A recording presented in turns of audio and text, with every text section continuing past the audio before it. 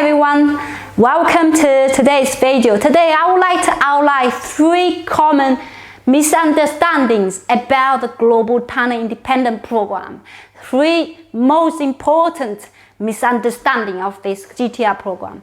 The first one is you believe that you must have tech background. You must do something, a real coding work, right? You have to get your hands dirty. You have to write codes.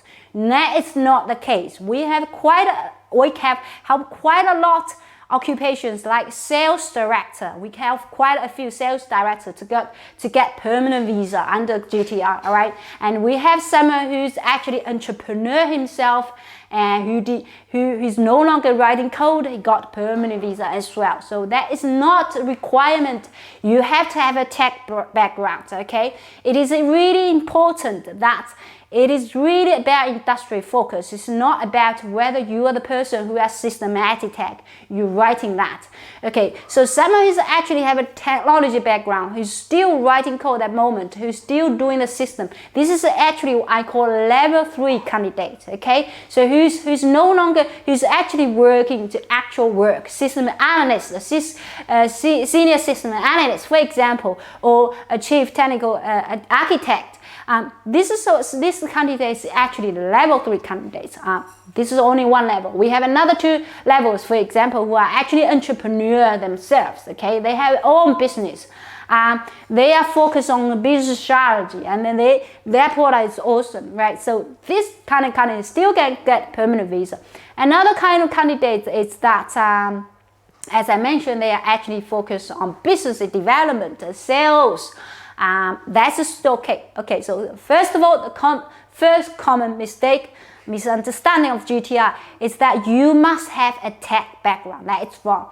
The second one, it's a really crucial mistake that we heard a lot of time, that you must have a high income of 152,000, otherwise you have no chance. This is wrong.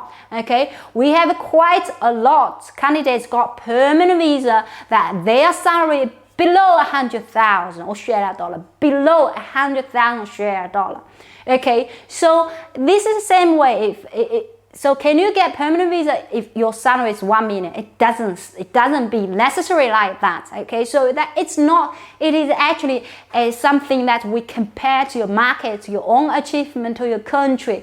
Everything combined together. So we got quite a lot of candidates got a permanent visa without the high income threshold. That is not the comparison. That's not the measurement. It is actually indicative information before us. For your peer who will be earning that in your country. So okay, so that's the second one, the mistake or misunderstanding of a Global Talent Independent, that you must earn 152,000. We just talk about 2 common mistakes. The third common mistake about GTI program is that you must find occupation on the ancestral occupation. This is terribly wrong. Yes, yeah, their information is absolutely outdated. The information statistic was revealed 10 years ago, and now the occupation changes daily, right? Sometimes you come up with a new occupation. It is not how they define occupation. It is how the market needs these type of people. So you do not need to find. If you cannot find your occupation and an ancestral code, it means you have no chance. This is wrong. Okay, it doesn't matter what you call yourself. Okay, we position you as one particular kind of expert, but we no longer, sometimes I just feel people, for example, we have got candidates who got permanent visa granted, and he called himself a self-engineer, and I check, oh my God, you're a banker, and your project is really fantastic. So you don't call yourself, and when you write the occupation down, send it to the department, you say, I'm a software engineer. This is boring, absolutely boring. You're not a software engineer.